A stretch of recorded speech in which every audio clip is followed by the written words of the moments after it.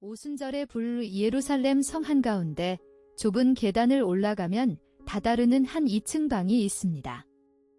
6월절 밤 예수님께서 제자들과 마지막 만찬을 나누셨던 곳, 바로 마가의 다락방입니다. 부활하신 주님은 이 방에 다시 나타나 못자국을 보이셨고 승천하시기 전 한 가지 엄중한 명령을 남기셨습니다. 예루살렘을 떠나지 말고 아버지께서 약속하신 것을 기다리라.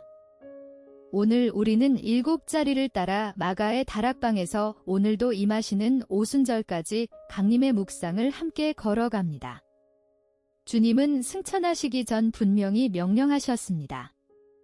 볼지어다 내가 내 아버지께서 약속하신 것을 너희에게 보내리니 너희는 위로부터 능력으로 입혀질 때까지 이 성에 머물라.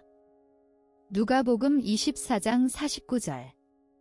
주목할 점은 세상이 빠른 실행을 미덕으로 삼지만 하나님 나라에서는 거룩한 기다림이 먼저라는 사실입니다. 제자들은 부활의 목격자였습니다. 전할 복음도 있었고 가슴에는 뜨거움도 있었습니다. 그러나 주님은 가라고 하지 않으시고 머물라고 하셨습니다. 능력 없는 열심은 자기의로 변질되고 성령 없는 사역은 사람의 기술로 전락하기 때문입니다. 오늘 우리는 7 묵상을 따라 함께 걷겠습니다. 마가의 다락방, 급하고 강한 바람, 갈라진 불의 혀, 방언과 복음의 통로, 베드로의 첫 설교, 초대교회의 불꽃, 그리고 오늘도 임하시는 오순절까지. 다락방의 핵심은 장소가 아니라 한마음입니다. 3년 전만 해도 이들은 누가 크냐를 두고 다투던 사람들이었습니다. 사도 베드로는 주님을 부인했고 도마는 의심했으며 다른 이들은 다 흩어져 도망쳤습니다. 그런 이들이 이제 한 방에서 무릎을 꿇었습니다. 실패의 기억이 그들을 낮추었고 부활의 은혜가 그들을 하나로 묶었습니다. 사도 누가는 그들의 모습을 분명히 기록했습니다. 여자들과 예수의 어머니 마리아와 예수의 아우들과 더불어 마음을 같이하여 오로지 기도에 힘쓰더라. 사도행전 1장 14절. 주목할 점은 이 기다림이 수동적인 시간 죽이기가 아니라 약속의 갇힘이라는 사실입니다. 주님은 분명히 말씀하신 바 있습니다. 2-3 사람이 내 이름으로 모인 곳에는 나도 그들 중에 있느니라. 마태복음 18장 20절. 120명이 한마음이 되었을 때 하늘이 움직이지 않을 수 없었습니다.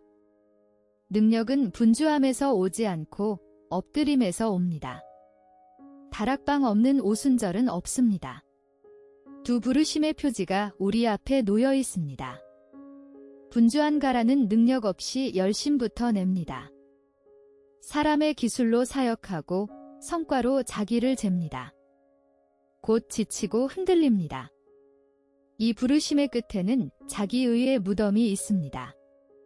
거룩한 머물라는 다릅니다. 약속을 붙들고 기다리고 성령의 능력으로 입혀집니다. 한 마음으로 무릎을 꿇고 비움 끝에 채움을 받습니다. 주님은 분명히 약속하셨습니다. 너희가 악할지라도 좋은 것을 자식에게 줄 알거든 하물며 너희 하늘 아버지께서 구하는 자에게 성령을 주시지 않겠느냐. 누가복음 11장 13절. 주목할 점은 사도 바울이 분명히 권면했다는 사실입니다. 이와 같이 성령도 우리의 연약함을 도우시나니 우리는 마땅히 기도할 바를 알지 못하나 오직 성령이 친히 말할 수 없는 탄식으로 우리를 위하여 간구하시느니라. 로마서 8장 26절. 그러므로 다락방으로 올라가십시오. 오순절 아침 예루살렘의 하늘은 여느 때와 다름없이 밝아오고 있었습니다. 그러나 마가의 다락방에 모인 120명의 제자들에게는 그날이 결코 평범한 날이 아니었습니다. 그들은 열흘을 기도로 보내고 있었습니다. 그리고 마침내 하늘이 열렸습니다.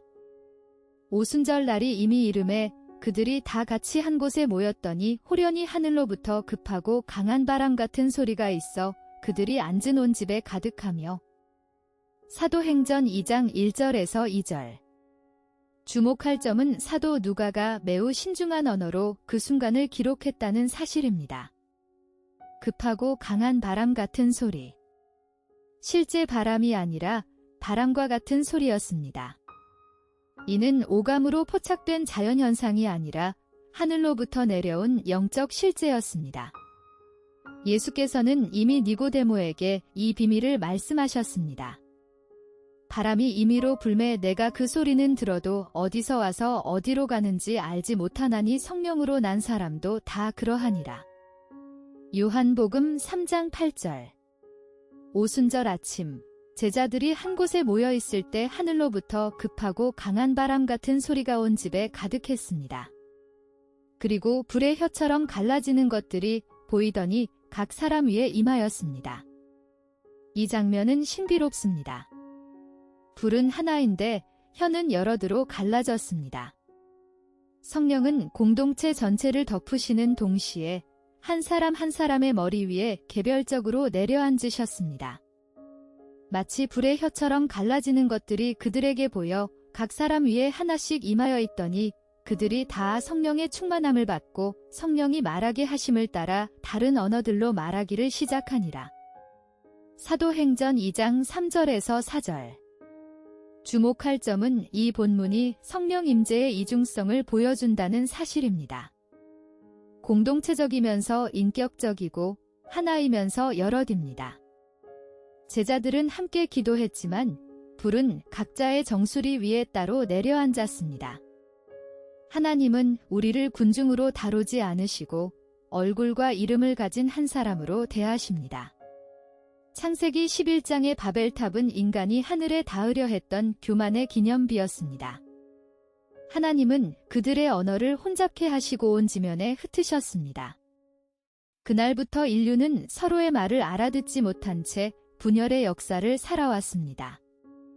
그러나 오순절 마가의 다락방에서 성령이 강림하셨을 때 그 분열의 저주는 마침내 뒤집혔습니다. 흩어진 언어가 복음 안에서 하나로 모이기 시작한 것입니다. 우리가 우리 각 사람이 난 곳 방언으로 듣게 되는 것이 어찌 됨이냐. 우리가 다 우리의 각 언어로 하나님의 큰 일을 말함을 듣는도다. 사도행전 2장 8절 11절. 주목할 점은 성령께서 모두에게 한 가지 천상의 언어를 강요하지 않으셨다는 사실입니다. 오히려 바데인, 메데인, 엘라민, 메소보다미아 사람들 각자의 모국어로 복음이 들려지게 하셨습니다. 하나님은 인간의 다양성을 지우지 않으시고 그 다양성 위에 복음의 통일을 세우십니다. 복음은 가장 낮은 자의 언어로 들릴 때 가장 높은 능력을 드러냅니다. 사도 요한은 요한계시록의 마지막 그림을 보여줍니다. 각 나라와 족속과 백성과 방언에서 아무도 능히 셀 수 없는 큰 무리가 흰옷을 입고 손에 종려가지를 들고 보좌 앞과 어린 양 앞에 서서. 요한계시록 7장 9절. 주목할 점은 바벨에서 흩어진 언어가 사라지지 않는다는 사실입니다. 천국에서도 각 민족과 방언이 여전히 어린 양을 찬양합니다. 다양성은 폐기되는 것이 아니라 구속받습니다. 복음은 모든 언어를 거룩하게 만듭니다. 그렇다면 나의 언어는 어떻습니까? 내가 매일 사용하는 말, 직장에서 가족에게 친구에게 던지는 단어들이 누군가에게 복음의 통로가 되고 있는가요? 사도 바울은 분명히 권면했습니다. 너희 말을 항상 은혜 가운데서 소금으로 맛을 냄과 같이 하라. 그리하면 각 사람에게 마땅히 대답할 것을 알리라. 골로새서 4장 6절. 오순절의 불은 거창한 방언만이 아니라 우리의 평범한 언어를 정결케 하시려 임하셨습니다. 불과 며칠 전까지만 해도 사도 베드로는 어린 여종의 한마디에 3번이나 주님을 부인했던 사람이었습니다. 두려움이 그의 혀를 묶었고 수치심이 그의 얼굴을 가렸습니다. 그러나 오순절 아침, 그는 전혀 다른 사람이 되어 있었습니다. 11사도와 함께 서서 목소리를 높여 무리를 향해 외치는 그의 입술에는 불의 혀가 머물러 있었습니다. 이것이 성령의 능력입니다. 성령은 겁쟁이를 사자로, 어부를 설교자로, 부인했던 자를 증언하는 자로 바꾸십니다. 주님은 분명히 약속하셨습니다.